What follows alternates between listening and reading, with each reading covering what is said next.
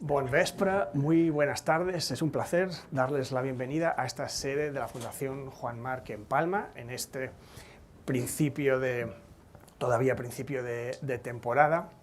Y los que siguen habitualmente nuestra programación saben que solemos ofrecer entrevistas y charlas con diferentes personalidades conducidas por personas como Andreu Manresa en su formato Líderes de Opinión, a Toni Segarra hablando con creativos de distintos tipos, Sergio Vila San Juan entrevistando a personalidades del mundo literario.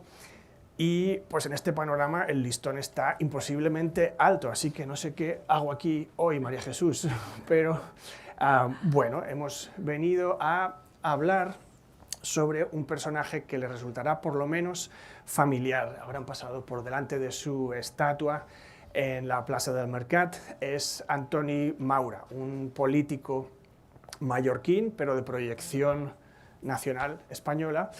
Y para hablar sobre él tenemos, por supuesto, a su biógrafa, María Jesús González. Bienvenida. Muchas gracias por aceptar nuestra invitación. La presentaré muy brevemente. María Jesús González es catedrática de Historia Contemporánea en la Universidad de Cantabria. Ha trabajado en temas de historia política en la España de Alfonso XIII, sobre las sufragistas británicas, sobre biografía política e intelectual, temas muy diversos, y entre sus varios libros, por mencionar solo algunos, destacan Ciudadanía y Acción, el conservadurismo maurista 1907 a 1923, o la biografía Raymond Carr, La curiosidad del zorro, que se publicó en 2010, finalista del Premio Nacional de Historia en 2011, y su libro más reciente, Maura, el estadista en su laberinto, una biografía política, apareció en Taurus el año pasado y es una reedición ampliada de un trabajo anterior que se titulaba El universo conservador de Antonio Maura, publicado en 1998 y finalista de los Premios Nacionales de Ensayo e Historia. Así que, bueno, pasaremos más o menos una hora charlando sobre este personaje y también tendremos tiempo al final para preguntas del público, como siempre. Pero antes de nada, démosle, por favor, una cálida bienvenida a María Jesús.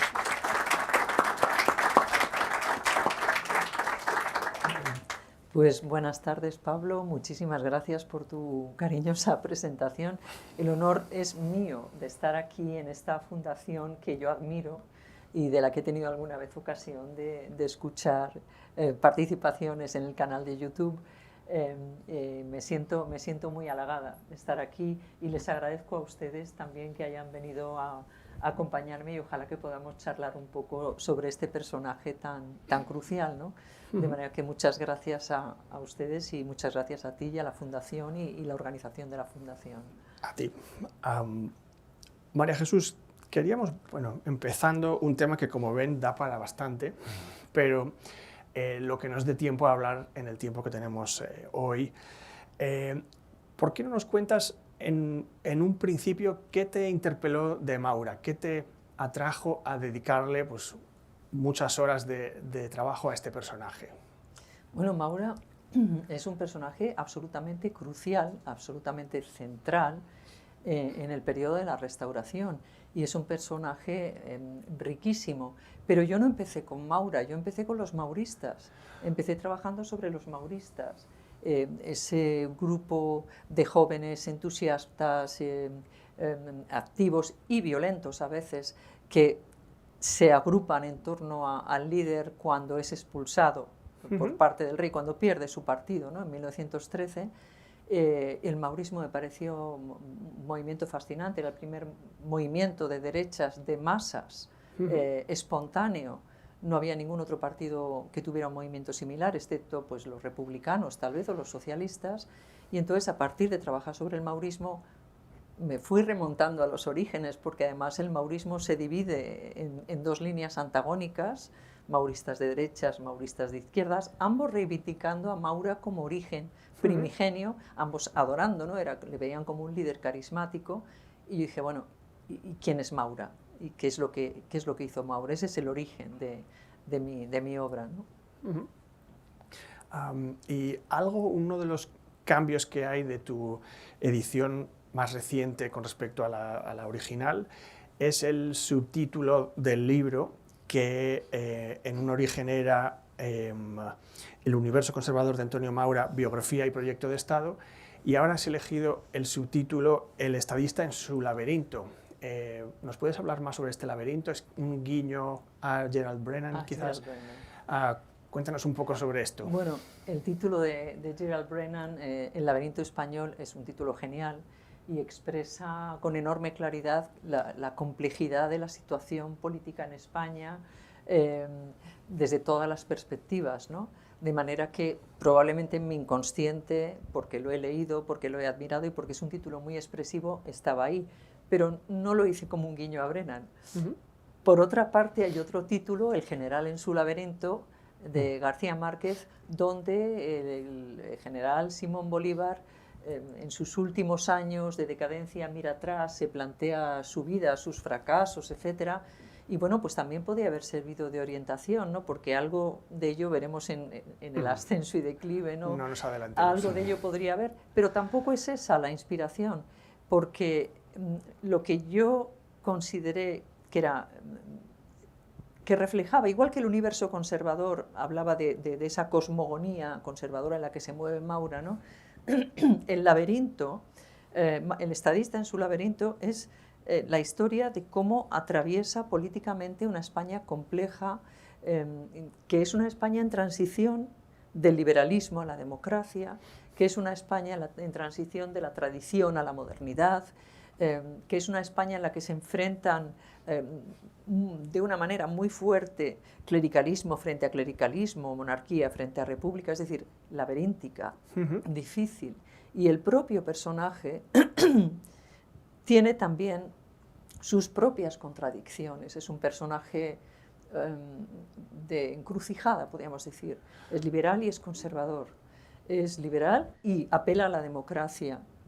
Es católico, profundamente católico, pero frena y está en contra de la participación de la Iglesia en la política. Son muchos los elementos que le hacen tener que tomar decisiones o tener que seguir caminos, en algunos casos también laberínticos, enfrentarse a sus propias, ¿no?, contradicciones o a sus propias situaciones controvertidas, ¿no? De ahí el laberinto, el estadista en su laberinto, que es, en ambos casos tiene reminiscencias de ambos trabajos, pero no, la verdad es que no lo hice conscientemente, a lo mejor inconscientemente, sí. Bueno, y nos iremos adentrando algo en este laberinto a lo largo de la charla. Iremos viendo diferentes aspectos de sus ideas y de su acción. Pero quería hacerte una última pregunta, así un poco como prefacio, antes de entrar en materia realmente. Y es, leyendo el libro, me llama la atención que no es una biografía con un esquema biológico, digamos, en el que hables de nace, crece, se reproduce y muere, sino que es, bueno, dices una biografía intelectual, es una historia de ascenso y declive, casi como si Maura fuera un conjunto de ideas. ¿Qué te hizo acercarte al personaje así? A ver, es una biografía política, tal y como está especificado en el subtítulo. Es una biografía política y, por tanto, el elemento central es el análisis de su pensamiento, de la gestación, del desarrollo, de la implementación de un proyecto político extraordinario, muy importante, un proyecto de estadista, un proyecto político que va a tener verdaderamente un auge justo hasta una fecha concreta, que es 1909, y después un declive, porque el propio personaje queda un poco apartado, no puede seguir llevándolo a cabo, etc. Pero el auge y el declive no se refiere al personaje, se refiere a la trayectoria de su proyecto. Maura, por su parte, después de las crisis más brutales, más importantes, que son la de 1909 tras la Semana Trágica, en la que el rey directamente le expulsa, y después de 1913, donde pierde su partido, es un líder sin partido, va a seguir teniendo una importancia esencial. Sigue siendo una figura de referencia, una figura de consulta, una figura que mantiene su autoritas, una figura a la que otros grupos políticos consultan, es decir, pasa a otra dimensión, pero sigue siendo central hasta su muerte en el sistema político de la Restauración. Los aspectos personales se integran con lo político, como no podía ser de otra manera, porque se trata de darle alma y vida al personaje. O sea, yo estudio pues, qué es lo que lee, cómo se viste, sus gustos, sus amistades, su religiosidad, su familia, todo eso está ahí. Pero lo que sigo es ese trayecto político. Y entonces, de cara al Maura, que digo, no declina, puedo poner 2 o 3 ejemplos muy claros, ¿no? Por ejemplo, después de la Semana Trágica, entre 1910 y 1912, está gobernando Canalejas, liberal, que no cesa de pedirle consejo, ayuda, le escribe, etc. Hay un cierto acercamiento entre ambos líderes que probablemente hubiera sido fructífero y hubiera solucionado, resuelto esa ruptura tan brutal de no haber sido asesinado Canalejas. 1912. 1913 le plantea un ultimátum al rey, en realidad pidiéndole que acepte su rehabilitación, y lo que hace el rey es escoger al partido que le traiciona, al partido que se denomina los idóneos, ¿no? Los datistas. Se queda sin partido.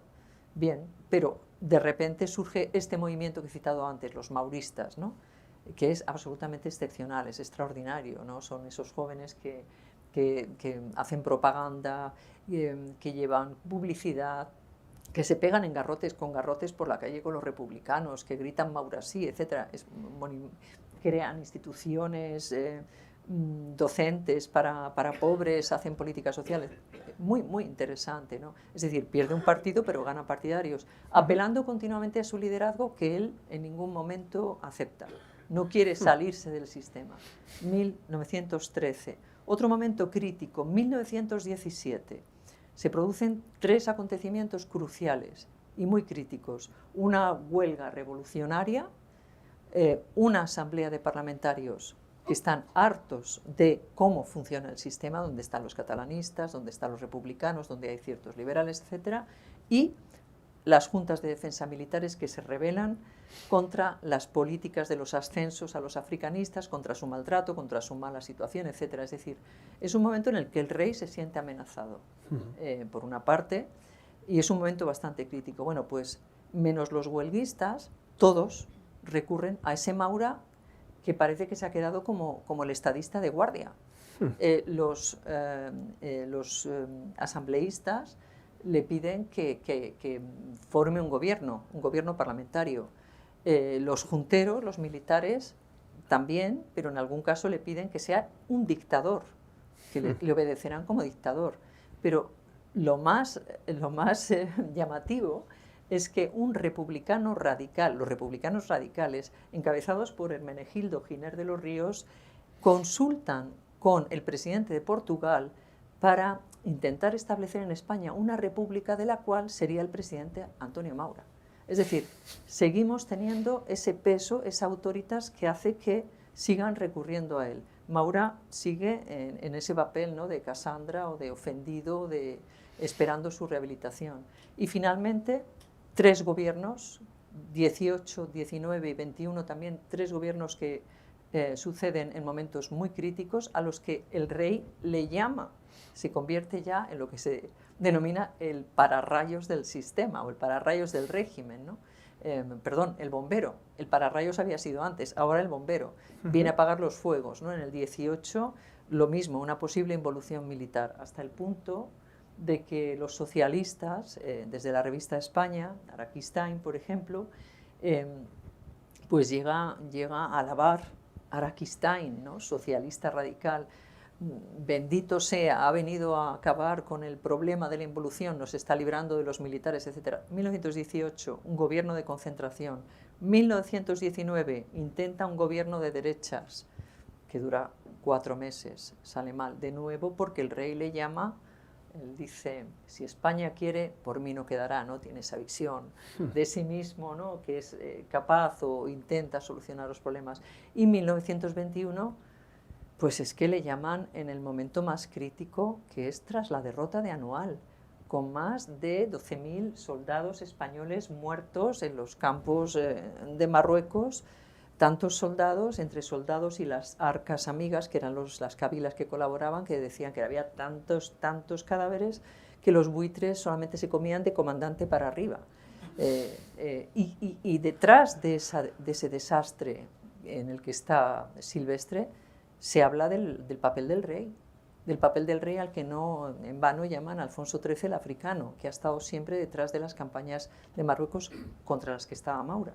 Entonces, lo último, ya cercana a su muerte, en 1923, el dictador vuelve a acudir a él para pedirle colaboración y Maura se niega. Maura abomina de la dictadura militar,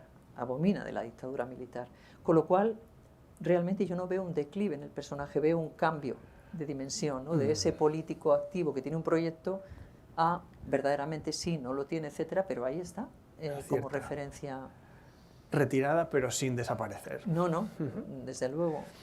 Y bueno, al principio de esta trayectoria encuentro también en el libro una escena muy cinematográfica que es el joven Maura en la Facultad de Derecho, cuando bueno, que además esto da pie a que conozca a personas que van a ser muy importantes en su vida, pero hay un momento en el que los compañeros de clase se ríen del acento mallorquín de Maura.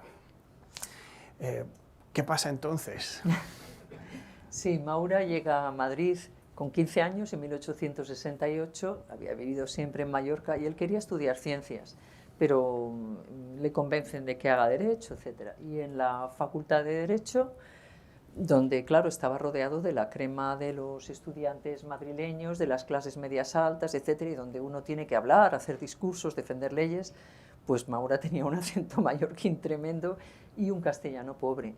Y se ríen de él, incluso parece que le tiran algún tomate, no sé, bueno, total que Maura se lía a puñetazos con los chicos que con los bullies que le han atacado, y hay dos personajes, Honorio y Trifino Gamazo, que simpatizan con él y le defienden, y no solamente le defienden, sino que le invitan a que vaya a vivir con ellos a la pensión donde ellos viven. Maura estaba en una pensión en la calle Lavapiés, que él describía como con un llamador pringoso y pestilencias, o sea, debía ser un sitio tremendamente cutre. Iba a vivir con los hermanos Gamazo a una pensión más digna, que dirige una montañesa, una santanderina, donde hay además jóvenes preclaros, ¿no? Los Quijano, los Alvear, nombres de la élite cántabra, más los Gamazo.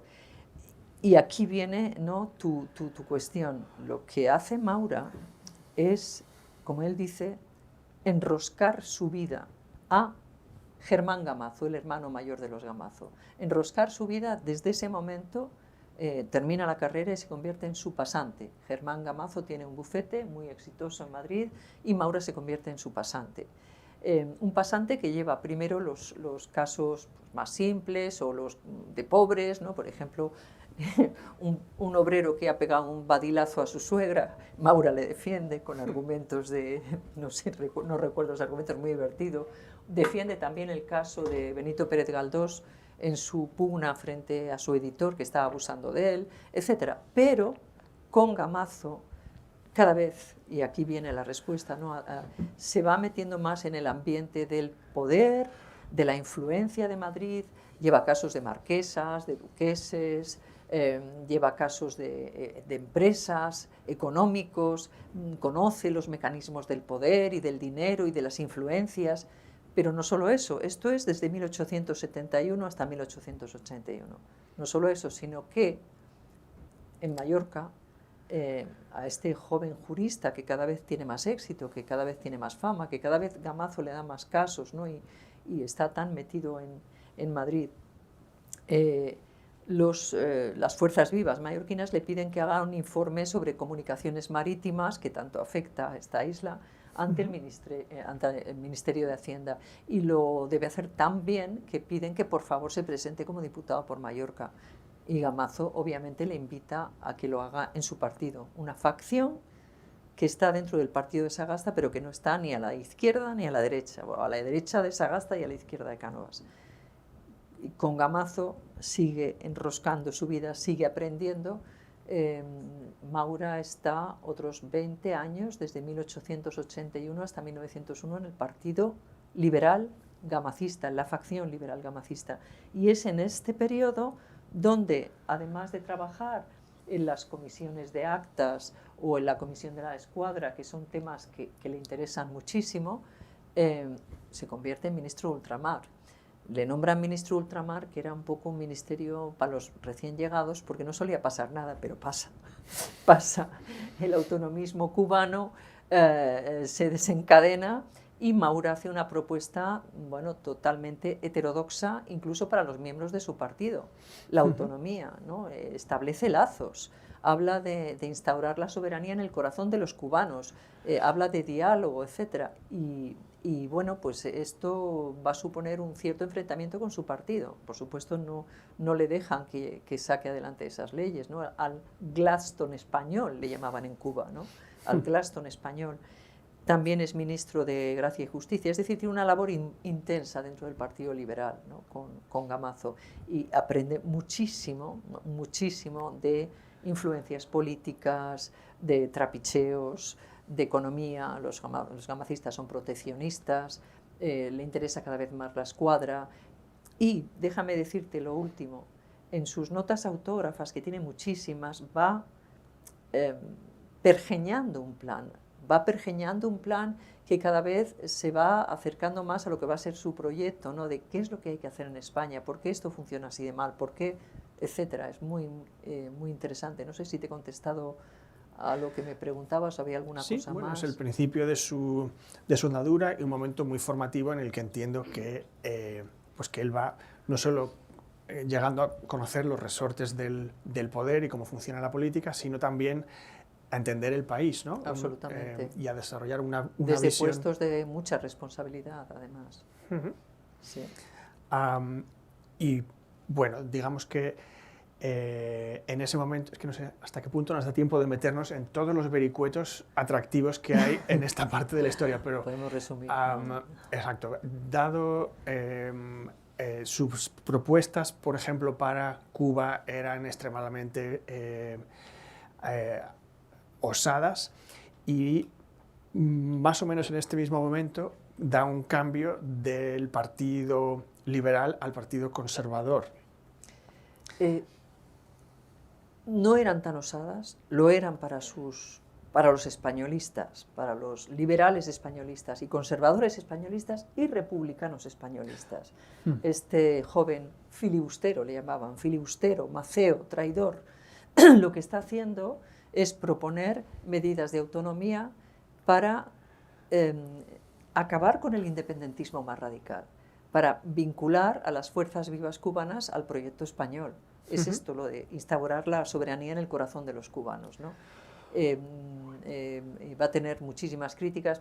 Hay una anécdota que no me puedo remediar contarla, tantas que cuando deja de ser ministro veranea en Santander. En esta época, casi todos los veranos, iba con sus hijos, que eran amigos de las fuerzas vivas santanderinas, ¿no? De los jovencitos. Y ese verano, de repente, les empiezan a insultar, filibusteros, maceos, como al padre, traidores, filibusteros, maceos, les tiran piedras, se pegan, y cuando llegan a casa magullados, Maura les dice, se acabó la playa, en casa todos, y deben irse incluso de Santander con el coche con las ventanillas en negro para que no apedren el coche. Es decir, eso despierta la política de Maura, que no era tan exagerada, ¿no? Y decías, pero se pasa al Partido Conservador. No, hasta 1901 no se pasa al Partido Conservador. Esto es 1893. Todavía es ministro de Gracia y Justicia con Sagasta, bajo un gobierno Sagasta, y todavía él y Gamazo están vinculados al liberalismo.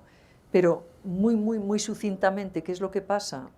Pues pasa que Sagasta cada vez se está adoptando, si no un lenguaje, una opción cada vez más anticlerical, que ni a Maura ni a Gamazo les hace gracia, son los dos muy católicos, y apelan a un Estado laico. No es lo mismo laico que anticlerical, ¿no? Pero el lenguaje de Sagasta les parece anticlerical.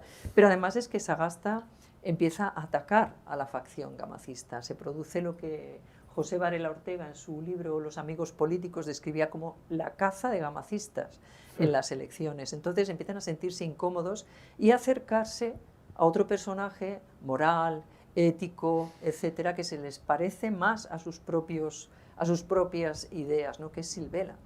Y en el momento en el que Gamazo muere, que es 1901, Maura tiene dos opciones. Una, formar o unirse a Canalejas, que era un buen amigo, ¿no?, dentro del Partido Liberal, y formar una facción, luchando con otras facciones. El faccionalismo dentro de los partidos era tremendo, ¿no? Dentro de cada partido había monteristas, canalejistas, moretistas, etcétera, Romero Robledistas, o entrar de soldado raso en el partido de Silvela, donde muy pronto va a pasar de ser soldado raso a un general en su laberinto, porque muy pronto va a ser ascendido por el propio Silvela, que encuentra en él un personaje muy, muy valioso, ¿no?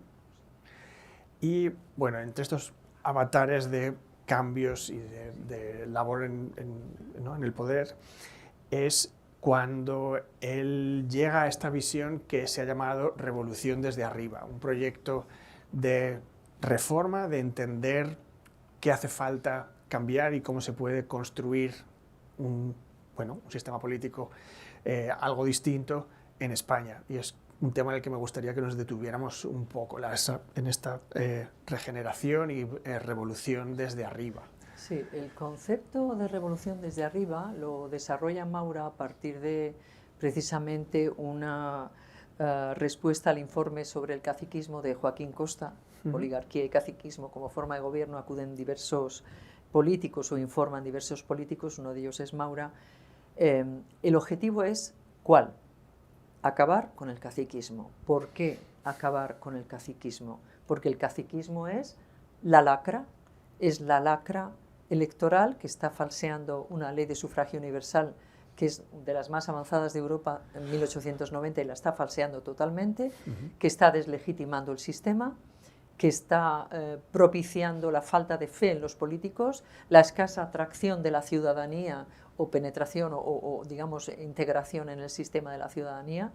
Entonces, Maura define esta revolución desde arriba con términos apasionados, grandilocuentes y revolucionarios. Dice que hay que hacerla rápidamente, radicalmente, brutalmente.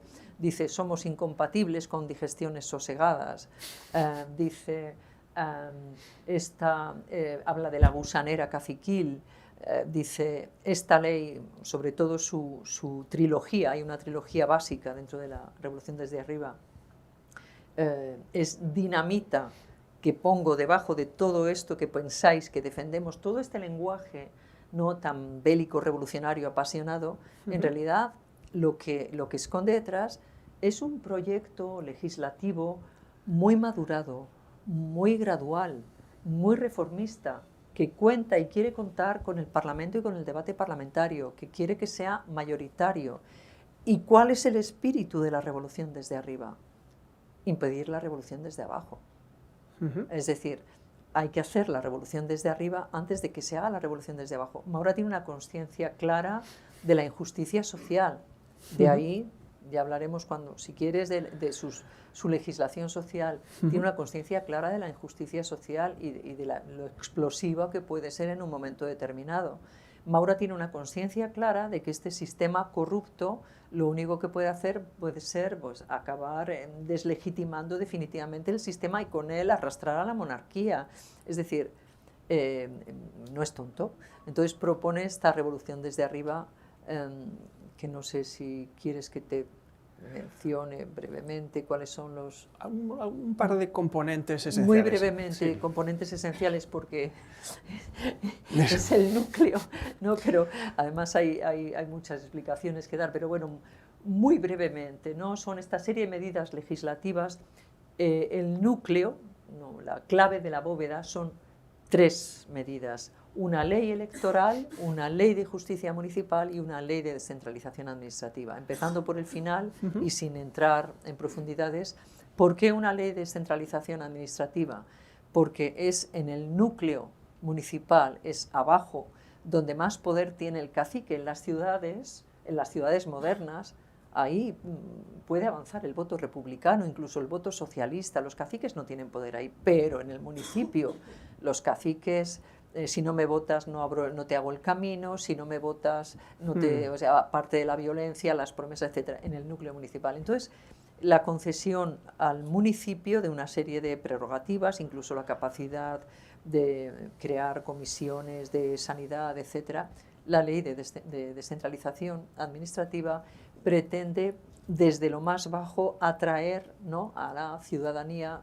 Él hablaba de que es el punto donde mayor roce se produce entre el poder y los poderdantes, donde más duele el ramo de ortigas en la cara, ¿no?, en esos municipios donde el peso del cacique es tan brutal. Bien, por una parte, esta ley, con sus defectos, con sus pros y cons, como podríamos decir, Maura tiene tanta fe en esta ley, ¿no?, que le dice al embajador francés: esta ley llevará 10 o 12 años con problemas, me arrastrará políticamente, yo pereceré, pero no importa porque un hombre debe ser sacrificado a una política. Esa visión que tenía de sí mismo, ¿no? Por una parte, por tanto, esta ley, que tiene muchos elementos de los que hablar, pero no podríamos, vamos, no sé, no daría tiempo. Por otra parte, la ley de justicia municipal, importante, también proporciona la posibilidad de formar mancomunidades, lo cual interesaba muchísimo, por ejemplo, a los catalanistas, ¿no? A partir de la autogestión municipal se podían... la ley de reforma de la justicia municipal, bueno, ¿quién podía hacer más daño dentro del municipio? El juez. ¿Y a quién nombraba al juez? Los políticos centrales, los caciques.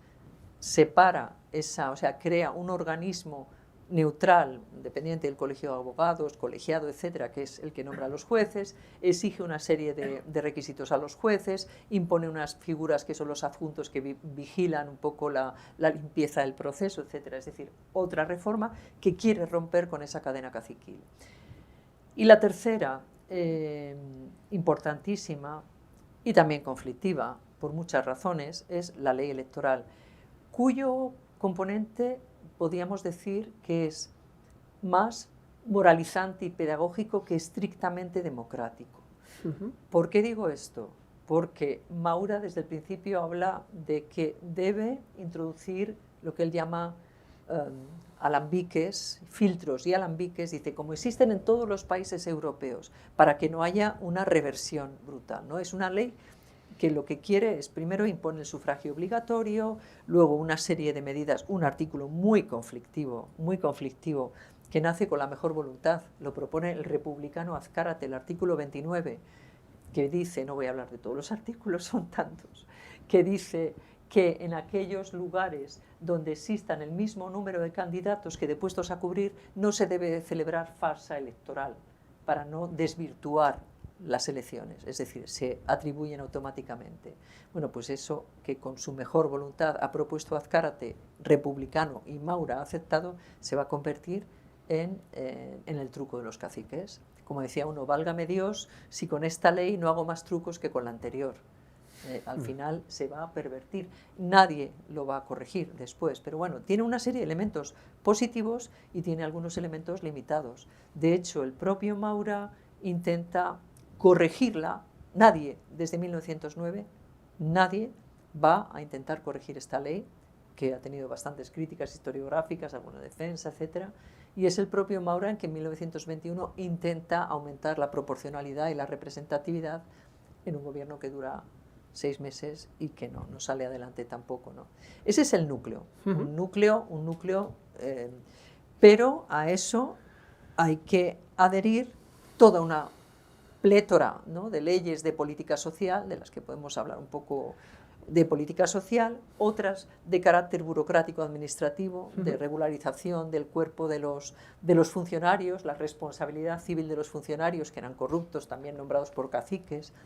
Habrán leído Miau, de Pérez Galdós. Miau es moralidad, income tax, unión, aduanas, ¿no? Los funcionarios que caían y perdían su trabajo, el pobre funcionario burócrata deprimido, que perdían su trabajo cuando venían los liberales y lo conseguían cuando llegaban los conservadores. Bueno, pues el establecimiento de un funcionariado profesional, etcétera. Bueno, todas estas cuestiones, más el ejército, más todas estas cuestiones, más las leyes sociales, todo ello forma parte del mismo cuerpo, de esa revolución desde arriba, cuyo núcleo, para Maura, más importante es político-administrativo. Quizás sí podemos decir un par de pinceladas sobre estas iniciativas sociales, porque creo que para un lector de 2026 le puede parecer contradictorio que una persona sea reformista y conservador a la vez, y quizás nos sorprenderá descubrir que unas cuantas avances, digamos, en terreno de, por ejemplo, el derecho a la huelga son producto del trabajo de Maura. Efectivamente, puede sonar desde, bueno, pues en algún caso desde el desconocimiento, en otro caso desde un pensamiento maniqueo, o en otro caso desde el estereotipo, puede sonar extraño, pero en absoluto. Precisamente en esta época lo que se hace muy evidente es que las cosas no pueden seguir como están. Es decir, la injusticia social es muy grave. El capitalismo desorejado, el industrialismo, post-revolución industrial, etcétera, desde el siglo XIX, hay un sector de la población que sufre enormemente y ya no vale la caridad, la beneficencia y los parches. Y entonces empieza a haber personajes desde diferentes ideologías liberales, republicanos, socialistas, etcétera, que reclaman la intervención del Estado en la implantación de leyes sociales justas que beneficien a estos personajes. Pues mira, Pablo, que uno de los más importantes es el gran reaccionario canciller de hierro Bismarck, en Alemania. Bismarck es el primero que propone lo que son digamos, los fundamentos de la seguridad social, de la previsión, de las pensiones, del seguro de enfermedades. Bismarck era un hombre particularmente piadoso y que creía en la justicia social. No lo sé, porque no le he preguntado, pero lo que sí quería era acabar con el revolucionarismo, o sea, con el socialismo revolucionario, haciendo reformas, lo que llama el socialismo de Estado, al margen de que él fuera un tipo reaccionario y estuviera en contra del sufragio, y etcétera, etcétera. Bismarck, ¿no? Y efectivamente consigue que el socialismo revolucionario decaiga en Alemania y surja un socialismo reformista. Pero en Inglaterra, que tú conoces muy bien, y has mencionado además antes a este Trollope, ¿no? Sir William Harcourt, un conservador británico, también se plantea, hay que hacer reformas desde el Estado. We are all socialists now, somos todos socialistas ahora, dice el conservador Sir William Harcourt. Es decir, los conservadores en diversos lugares en Europa empiezan a hacer reformas las reformas sociales tienen diferentes perspectivas, ¿no? Pueden ser por puro paternalismo, filantropía, o por progresismo, o por pragmatismo, es decir, pero finalmente hay un aspecto o hay elementos de confluencia y finalmente el Estado va avanzando muy poquito a poco. Estamos hablando de que en toda Europa es una Europa liberal, no democrática. No hay un solo país democrático. Lo más parecido es la Tercera República Francesa, y hay caciquismo en la Tercera República Francesa y corrupción. Pero ni Portugal, ni Italia, ni siquiera la parlamentaria Inglaterra, donde el sufragio es censitario y existen los burgos podridos, y por supuesto en ninguna de ellas vota la mujer. O sea, democracia no hay en Europa, ¿no? Y hay, sí, reformas sociales. Y en España, y ya con esto termino, que no quiero alargarme mucho, ya en el siglo, a finales del XIX, Eduardo Dato es un poco la ninfa egeria de la política social en España. Es uno de los personajes más vinculados vocacionalmente, iba a decir apasionadamente, pero Dato no es apasionado, Dato es bastante aburrido, pero sí era una persona que tenía muy claro esa vocación social, ¿no? Su biografía aparece en el International Insurance Encyclopedia, ¿no? Aparece la biografía de Dato en la enciclopedia de los seguros, etc. Propone la ley de accidentes de trabajo, y después de Dato, Moret, una comisión de reformas sociales, y después de Moret, Silvela, un instituto de reformas sociales, y luego llega Maura. Y llega Maura con un gobierno muy fuerte, con un proyecto con muchas ganas, con una voluntad de mantener las Cortes abiertas, de discutirlo y de hacer coordinar todas las piezas del puzzle. Y aunque le da el Ministerio de la Gobernación, que fíjate de lo que te estoy hablando, el Ministerio de la Gobernación es desde donde se hace la reforma social, es decir, como si fuera un problema de orden social.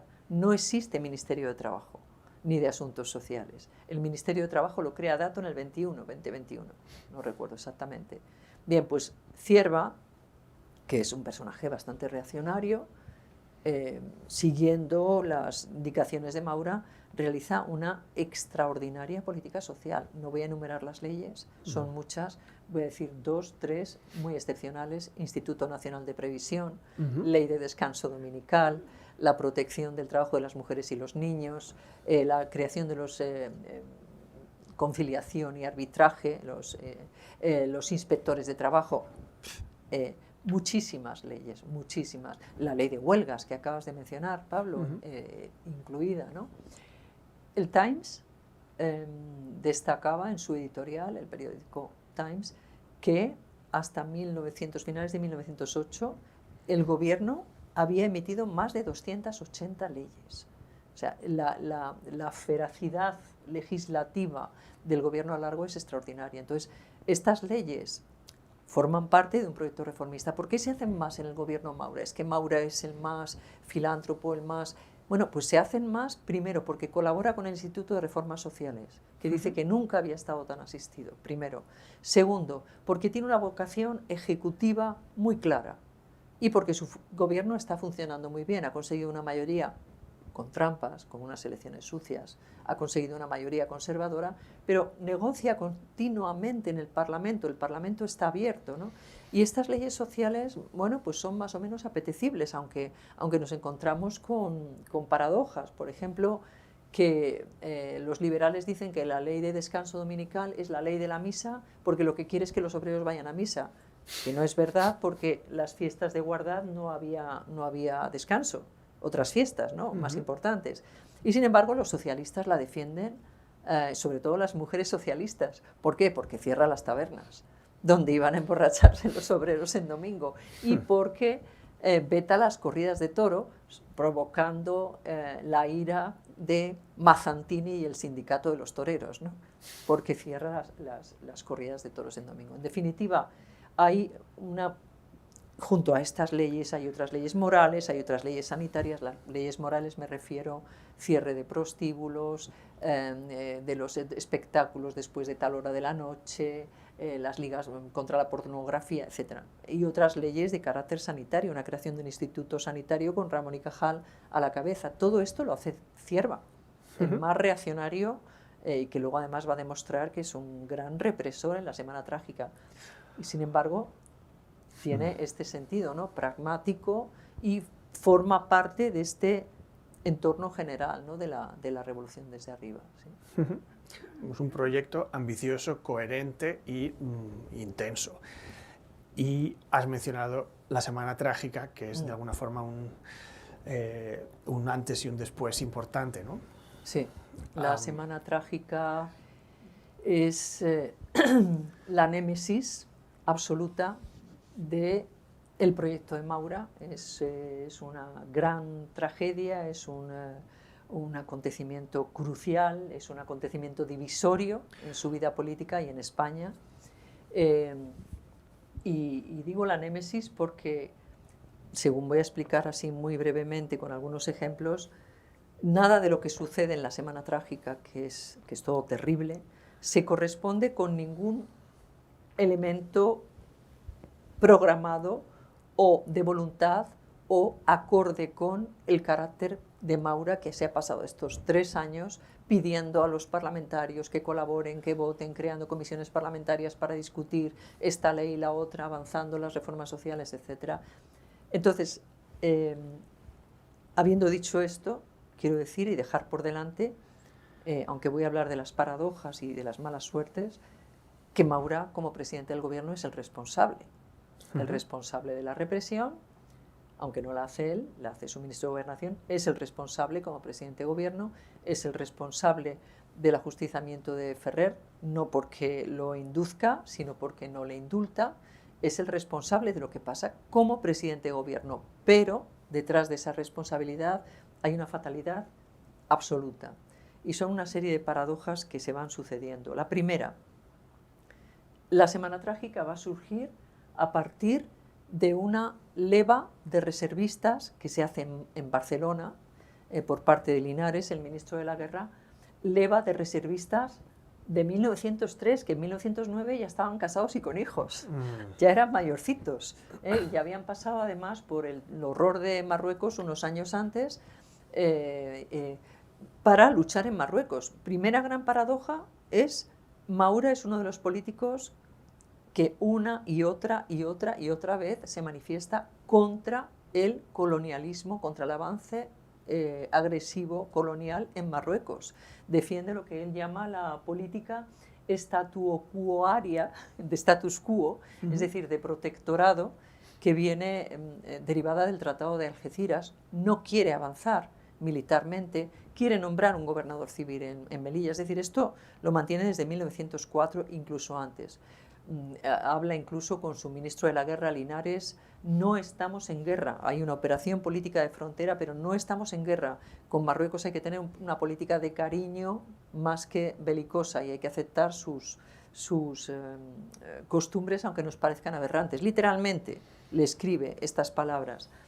Pero Marruecos es un dámero maldito, no voy a entrar en la cuestión, pero por citar, hay dos sultanes, hay un pretendiente, las cabilas, las arcas que apoyan a España, están los franceses queriendo avanzar y hacer tratados diplomáticos secretos con los alemanes, están los intereses mineros de Güell, de comillas, también el rey y Romanones en su momento tuvieron intereses mineros, en definitiva, un polvorín. Y faltaba muy poco para que estallara, pero en todo momento hubo contención. Bien, pues primera paradoja.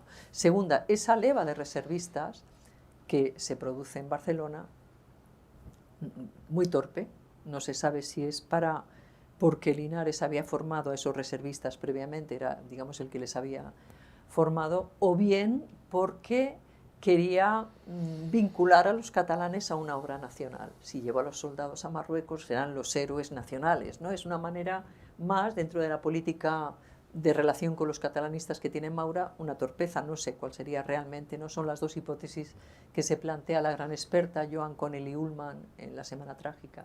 Pero claro, es que cuando realiza esta leva, que está hecha bajo la regencia de la redención a metálico, es decir, los ricos pagan y no van a la guerra, los pobres no tienen dinero y son reclutados, Maura llevaba desde 1904 y particularmente en el gobierno largo discutiendo con el Estado Mayor Central del Ejército y avanzando en una ley de servicio militar obligatorio.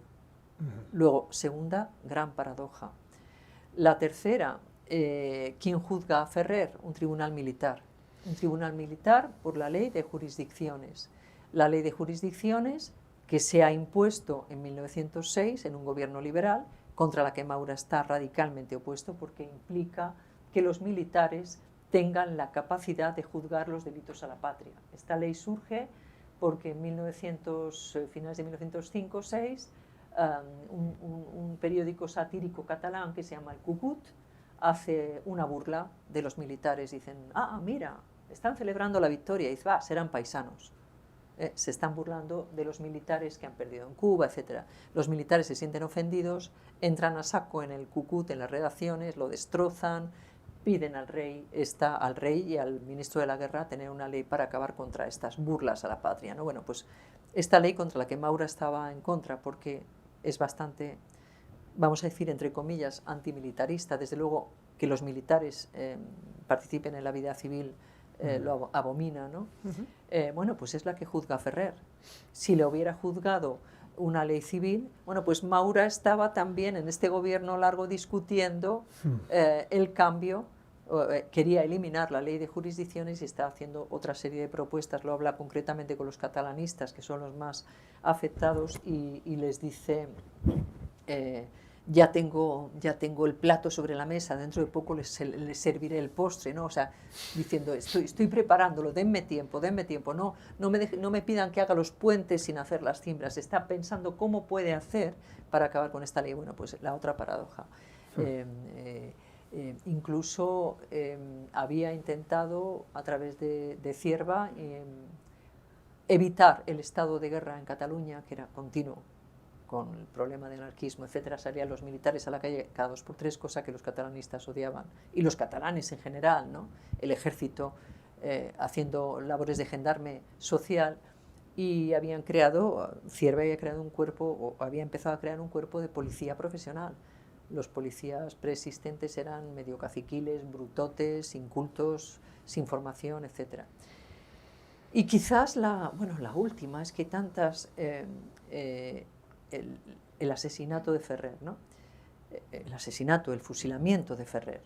Ferrer era un tipo que no tenía muchas simpatías en Barcelona, no tenía simpatías entre los anarquistas porque era rico y especulaba con la bolsa, no tenía simpatías con los republicanos porque era antimilitarista y antipatriota. Los republicanos eran patriotas y militaristas. De hecho, hay 3 republicanos que son testigos de cargo en su juicio contra él, para acusarle como inductor de la Semana Trágica.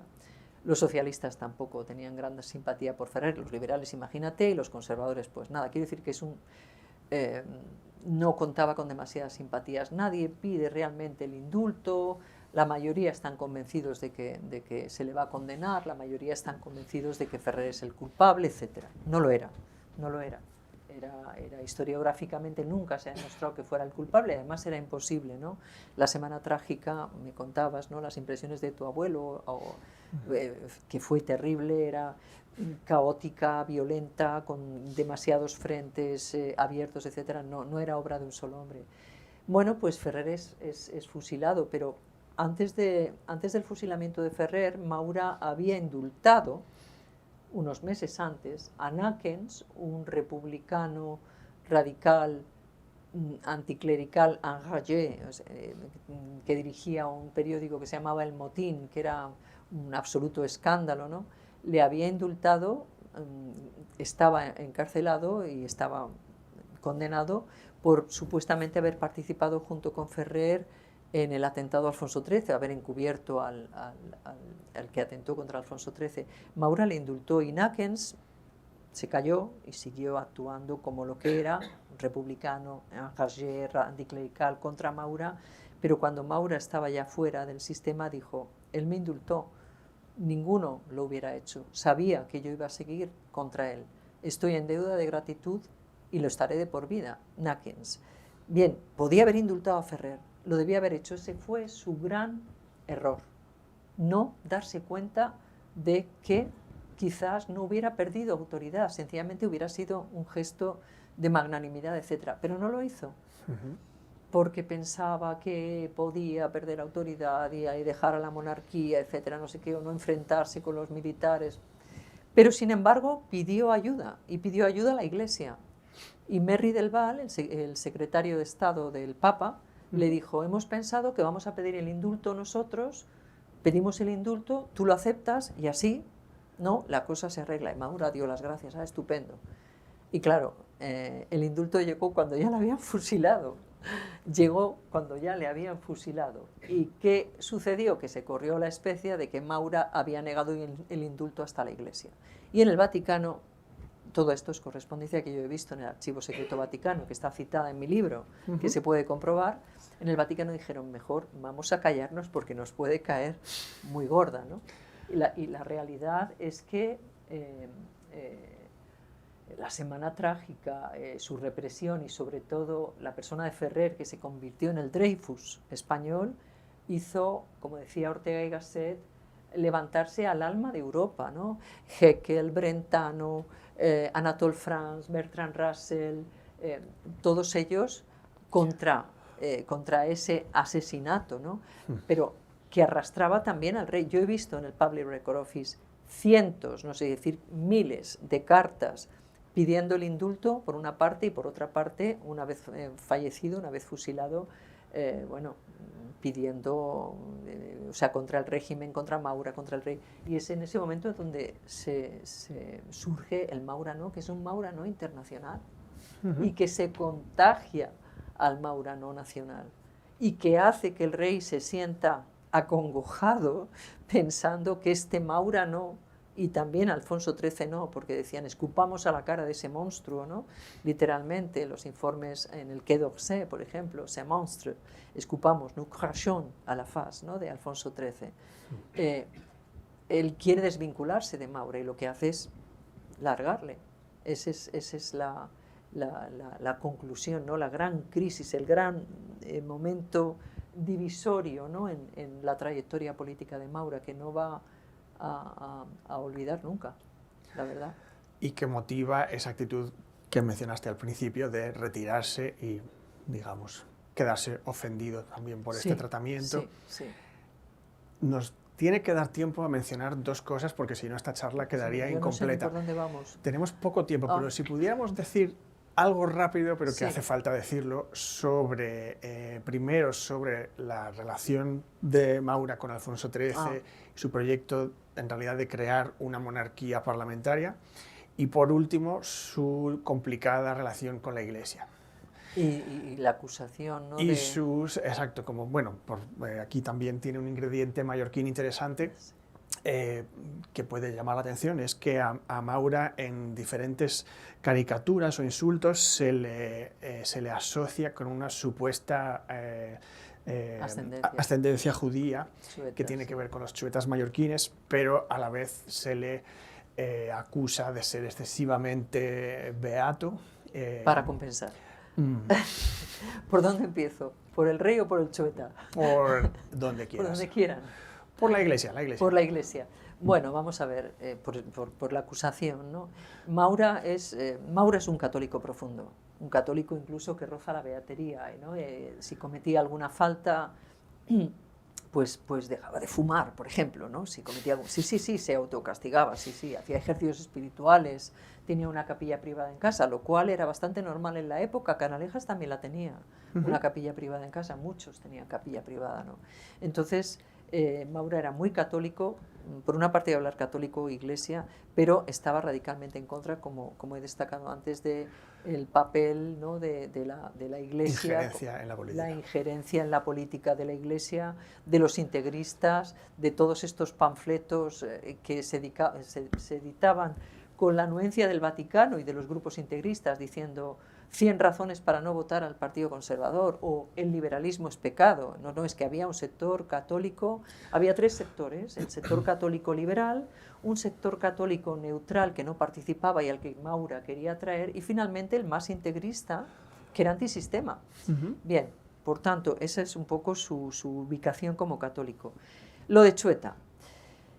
A ver, a Maura le insultaron, le llamaron chueta, por ejemplo, cuando está desarrollando la ley de represión del terrorismo, otro temazo, pero bueno, está desarrollando la ley de represión del terrorismo, escribe un cronista que cada tarde se repetía el mismo sonsonete, que era Maura, clerical, reaccionario, judío, chueta. No sé por qué le llamaban chueta, no lo sé. Pero claro, eso es lo que recoge también Valle Inclán, en Luces de Bohemia. Maura, el chueta, se le insulta como chueta. Y entonces, poco tiempo después, esto es una cadena, entonces poco tiempo después, Brennan lee Luces de Bohemia y probablemente mire los diarios de sesiones y vea este insulto. Y entonces Brennan, citando a Valle Inclán y algún diario de sesiones, dice, Maura era de origen chueta. Y entonces, poco después, Hugh Thomas, el gran historiador británico, hispanista, lee a Brennan y lee a Valle Inclán y vuelve a hablar de los orígenes chuetas de Maura. Bien, yo en todo momento tenía claro que no lo era, pero ante la duda no he terminado. Carlos Semprún Maura, en 2003, escribe, nieto de Maura, escribe un artículo muy interesante que se llama «Soy judío?», donde se plantea si él es o no es chueta, si desciende, y lo mismo, leyendo a Hugh Thomas, Brennan, Valle Inclán. No comprueban las fuentes algunos historiadores, no comprueban las fuentes. Bueno, sin embargo, hay uno que sí comprueba las fuentes y que es un gran historiador mallorquín que se llama Pedro de Montaner, claro. y que ha escrito un libro que se llama, me parece, Gente de la calle, y tuve la suerte de poder consultarle directamente a través también de una persona, de un amigo interpuesto, Miguel Dalmau, y que me aclaró y definitivamente No, Maura no era chueta. Maura era el apodo que recibía una de las familias chuetas de Mallorca, los Forteza. Por alguna razón se les llamaba los Forteza Maura. Y entonces de ahí la confusión que se vinculó esos Forteza Maura con la familia Maura, que no era chueta y vivía en el barrio de Calatrava y no en el Seguelo, que es donde vivían los chuetas, etc. Incluso en 1953, en pleno franquismo, para demostrar su limpieza de sangre, se hace toda una genealogía donde se demuestra que no era chueta, de manera que no tenía nada que ver su catolicismo exagerado con que fuera chueta. Lo era católico profundo, como su hermano Miguel, que es fundador de la Orden de las Adoradoras del Culto Eucarístico y que está en proceso de beatificación.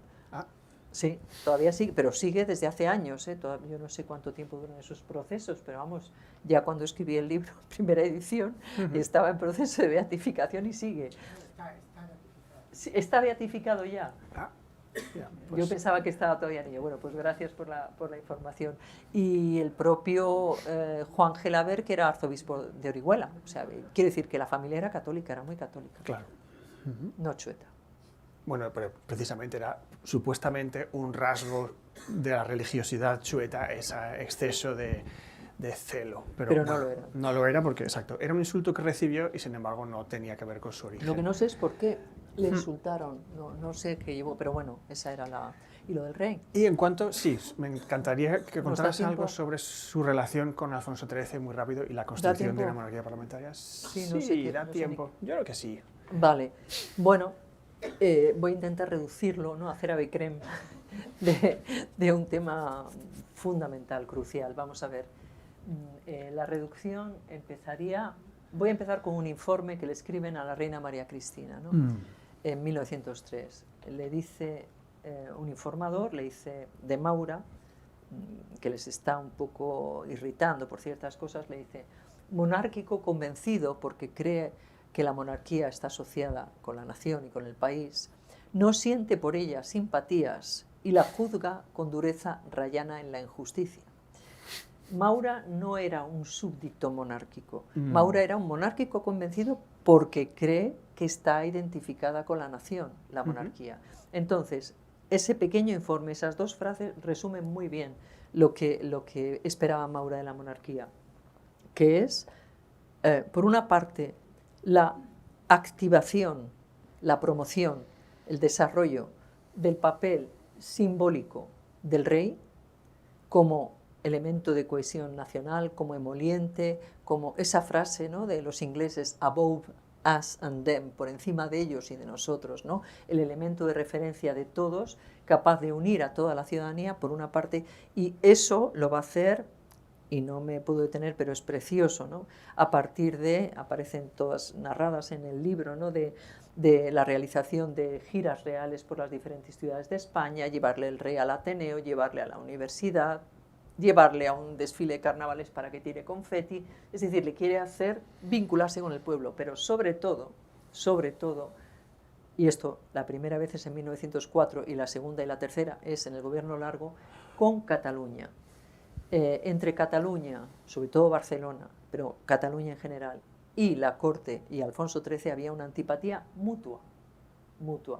Entonces temían que acabara convirtiéndose en lo que fue Irlanda para Eduardo VII, es decir, un lugar que no se podía, territorio comanche, que no se podía pisar. Maura lleva al rey, se la juega llevando al rey a Cataluña y tiene bastante éxito, la verdad, tiene bastante éxito en 1904. Sufre un atentado. Precisamente él se aleja muchísimo del rey para que todas las ciudades, todas las silbadas fueran para él. Se aleja mucho para que nadie silbara cuando pasaba el rey, sino cuando pasaba él. Y le silban, pero además le clavan un puñal, con lo cual, fantástico, ¿no? Lo hizo redondo. El héroe que ha llevado al rey a Barcelona, ¿no? Esto es en 1904, pero luego en el gobierno largo le lleva en unas cuantas ocasiones implicándole en cuestiones culturales, económicas, en imponer una canonjía, acercarse a Prat de la Riba, acercarse a Cambó, asistir a una obra de teatro en catalán, el rey asistiendo a una obra de teatro en catalán que Maura le va traduciendo al oído, porque el rey no sabía catalán. Entonces, claro, había unos militares también en el teatro que se irritaron profundamente porque lo consideraron se está vendiendo el rey, ¿no?, a los catalanes, se está humillando ante los catalanes, y hubo incluso un duelo de militares, uno de ellos apareció con una cortada en el cuello. Sí, una historia. Quiero decir, quiere hacer crecer esa figura simbólica con eso y con otras cuestiones, ¿no?, y vinculándole a fiestas nacionales, etc. Y por otra parte, he hablado de activación simbólica y por otra parte desactivación política. El rey no solamente está educado por militares, con lo cual tiende a moverse como pez en el agua, en el coto militar. Incluso Maura le pide por favor que se quite el uniforme militar y se vista de civil, ¿no? Y bueno, pues se va a implicar en las campañas de Marruecos, se va a implicar en los nombramientos y en los ceses y en las recompensas de partes hiperbólicos desde África que no se han producido, pero se va a implicar y va a ser un rey, entre comillas, así le llamaron, rey felón. Me temo que no fue fiel a sus ministros. El propio nuncio decía, el rey trata a sus ministros como secretarios personales, no interviene en ciertas ocasiones en contra de sus políticas, no les respeta demasiado. A todos les llamaba de tú, menos a Maura, que le llamaba don Antonio. Don Antonio y el superhombre. Las dos cosas le llamaba, sí, el superhombre. De hecho, de Gabriel decía, puedo aguantar al superhombre, pero no soporto al superniño, ¿no? De Gabriel Maura, sí. Intenta desactivar esta parte de intrusión política del rey. ¿Por qué? Porque pensaba que iba a dañar a la institución. O sea, su pasión era por la institución, no por el rey, por la institución monárquica, ¿no? Toda la defensa.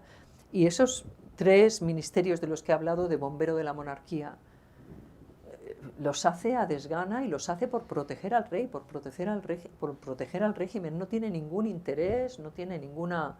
De ahí lo de estadista de guardia, ¿no? Lo hace por proteger a la monarquía. Entonces es una relación personal, desde luego, muy negativa, muy controvertida, pero política muy interesante, muy fascinante, ¿no? Y dentro de un proyecto que, como hemos visto a lo largo de esta sesión, era una idea coherente y pues de construcción de un país democrático a partir de elementos preexistentes, no siempre fáciles de coordinar y controlar, ¿no? Bueno, hemos llegado bastante al límite del tiempo, pero me gustaría dar la oportunidad a los asistentes a hacer algunas preguntas a María Jesús. Usen por favor el micrófono y tenemos espacio para un par de preguntas del público. Buenas tardes. Buenas tardes. Muchas gracias por la conferencia. Yo una cosa que no he acabado de entender es, Antonio Maura, yo creo que estamos todos de acuerdo que es fiel a sí mismo a lo largo de toda su carrera, pero, y más para un mallorquín que sabe, que conocemos mejor que nadie de dónde venía Antonio Maura, ¿cómo es posible que surja un personaje así, un chico que llega con 16 años a Madrid? ¿Cuáles son sus fuentes, sus raíces, para tener un carácter y un pensamiento tan singular? Esto es lo que no acabo de entender de su figura. ¿De dónde saca todo esto? Pues yo diría que viene de su formación. Cuando él decide estudiar Derecho, él quería ser profesor de ciencias. Además le dice a su hermano, porque manda y se le obedece. Quería dar clases de ciencias en un instituto, ¿no? Tenía esa cosa entre autoritaria y pedagógica, ¿no? Porque manda y se le obedece. No.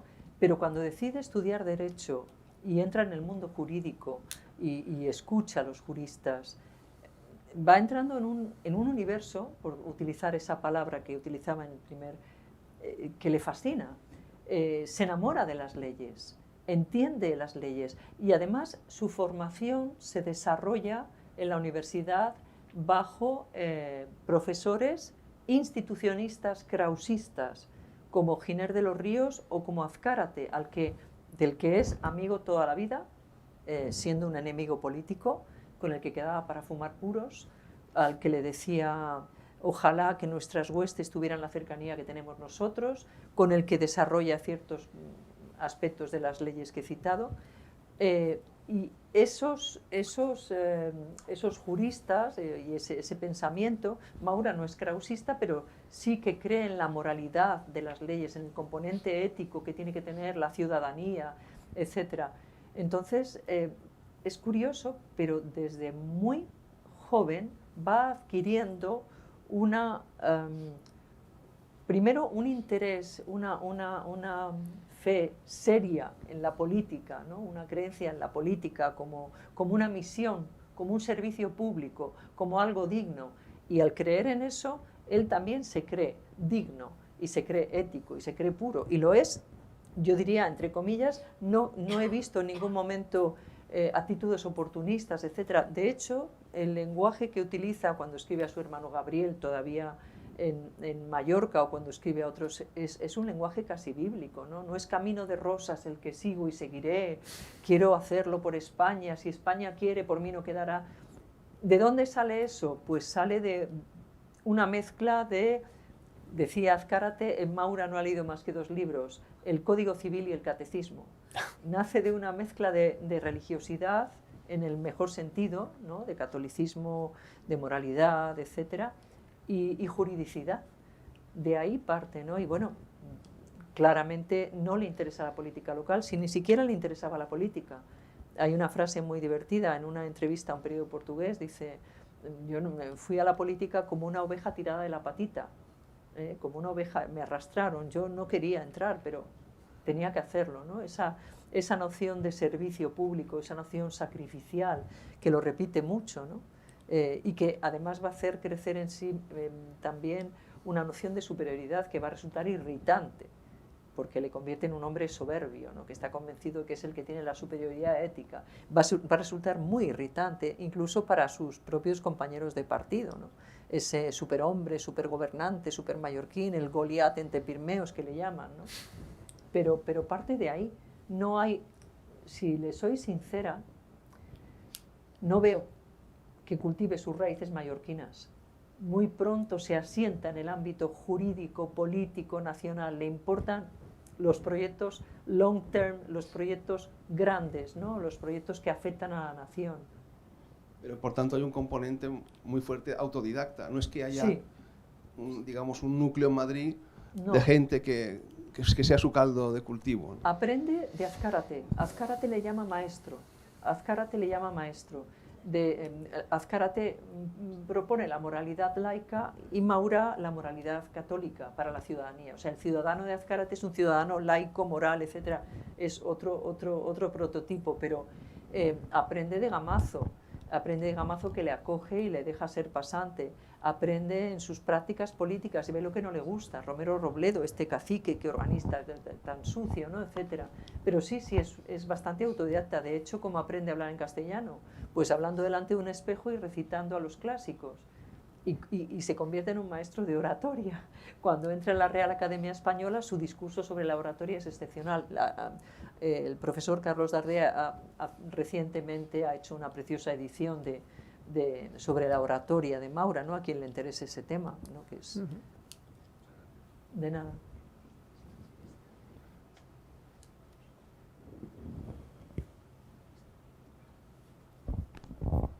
Gracias y muy buenas tardes.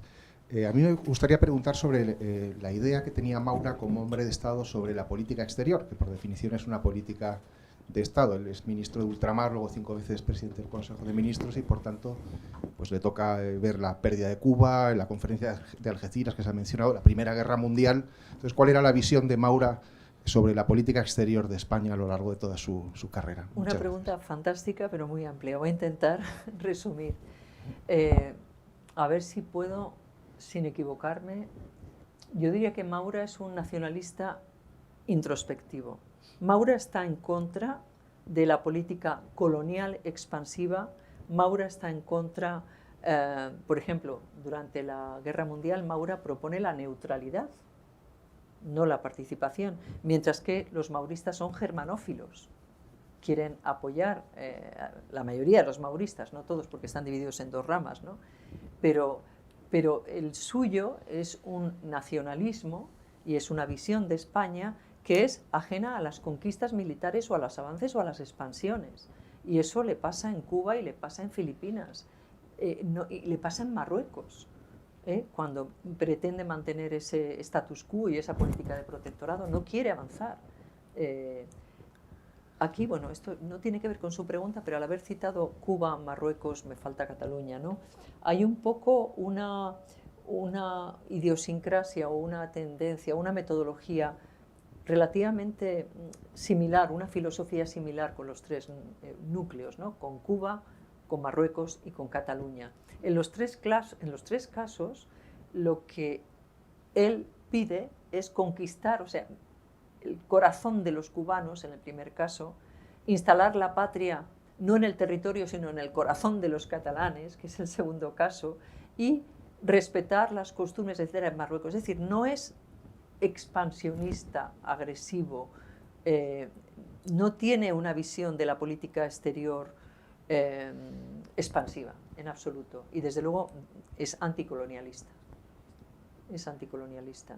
No sé si le contesto a su pregunta.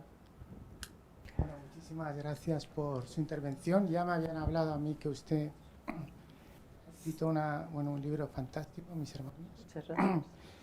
Y yo quería preguntarle, usted que ha visitado tantos archivos, ha visto sus cartas, sus problemas sobre Cuba, sobre lo que es su escritura y su pensamiento, ¿cómo podía estar en tantas partes al mismo tiempo, incluso con su familia? Porque aquí se carteaba, preguntaba a su hermano qué hacía, cómo iban los sobrinos, los negocios. Bueno, mi abuelo era uno de sus hijos y estaba muy preocupado por mi abuelo, que era el de los pequeños. Y si se casaban, si no se casaban, la educación que iban a tener, no sé, era pues como un superhombre que estaba en los problemas cotidianos, domésticos, internacionales, nacionales, no sé, era como, qué impresión da ver, bueno, sus cartas, ¿no? Su pensamiento. Bueno, pues es aplastante. A ver, es aplastante. El archivo Maura, yo diría que es uno de los más importantes, si no el más importante, entre los políticos de la Restauración, por la inmensidad de documentos que tenía, documentos propios, privados, de correspondencia, familiares, amigos, etcétera, pero también algo que se hacía antes, que le comentaba a Pablo, a veces se traían cosas de los ministerios. Terminaba su labor en el ministerio y se lo llevaba para casa. ¿Cómo es posible? Sé que se levantaba a las 5 de la mañana a trabajar, que era un trabajador incondicional, un trabajador nato. Se levantaba a las 5 de la mañana y trabajaba, no hacía vida social. Así como Dato iba al Nuevo Club, o Romanones iban de caza al Nuevo Club, se reunían, él hablaba de en estas sesiones donde estas señoritas matraquean el piano de manera pestosa, es decir, despreciaban, ni él ni Constanza, no hacían vida social, hacían una vida meramente familiar, luego con este prurito y este carácter religioso, ¿no? y de amor al trabajo y al deber, etcétera, y política y jurídica. Pero es que tiene usted razón, yo no entiendo, o sea, si una mira su producción en la Real Academia Española, donde dirige la reedición del diccionario, que es interesantísimo, porque cambia ciertas definiciones durante su mandato, sí, por ejemplo, mírenlas ustedes, la de conservador y liberal cambian bajo Maura. Conservador se va a llenar de adjetivos que le identifican con la esencia nacional, por ejemplo, cosa que no era así antes. Bueno, no voy a entrar en esto. La Real Academia, en Bellas Artes, bueno, él pintaba, tenía ese hobby, ¿no? En la Academia de Jurisprudencia y Legislación, es que es excepcional. Y efectivamente lo que usted dice, contestaba todas las cartas, contestaba a los políticos de segunda, y contestaba a los grandes líderes, y contestaba a líderes extranjeros, y su biblioteca es excepcional. Entonces yo me pregunto, ¿de dónde sacaba el tiempo? Yo también me lo pregunto. No le puedo contestar, yo he visto lo que tiene, ¿no? El archivo es riquísimo, es inmenso, ¿no? Si es cierto eso, que él se levantaba a las 5 de la mañana a trabajar. A lo mejor entre eso y el agua, azucarillo y aguardiente que les daban en el Congreso a los diputados entonces, en esa época, que les daban para que no se cansaran, no lo sé. Sí, es cierto que tenía... De nada. Pues bueno, María Jesús, ha sido un auténtico gusto tenerte aquí y conocer mejor durante este tiempo a un mallorquín tan importante. Les animamos a que el que le interesa puede descubrirlo mejor leyendo la biografía que hemos traído. También quisiera mencionar un proyecto en el que María Jesús ha participado, que es el documental Maura en 10 trazos, que se va a emitir por IB3 este sábado. Les animo también a que lo... Participado muy colateralmente, ¿eh?